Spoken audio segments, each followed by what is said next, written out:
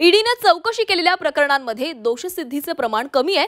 ED एखाद्या ठकासारखे वागू शकत नाही। या यंत्रणेला कायद्याच्या चौकटीमध्ये काम करावं लागेल अशा शब्दांमध्ये सर्वोच्च न्यायालयानं गुरुवारी फटकारलेला आहे। ईडीच्या प्रतिमेबाबत आम्ही चिंतित आहोत असं न्यायमूर्ती सूर्यकांत तसंच उज्ज्वल भुयान एन कोटेश्वर सिंह यांनी म्हटलेलं आहे। वसूल केलेले 23,000 कोटी रुपये पीडितांमध्ये वाटले। अंमलबजावणी संचालनालयानं मनी लॉन्ड्रिंग प्रकरणातील जवळपास 23,000 कोटी रुपये वसूल केले असून त्या आर्थिक फसवणूक झालेल्या पीडितांमध्ये वाटप केल्याची माहिती गुरुवारी केंद्र सरकारचे सॉलिसिटर जनरल तुषार मेहता यांनी सर्वोच्च न्यायालयामध्ये दिली आहे।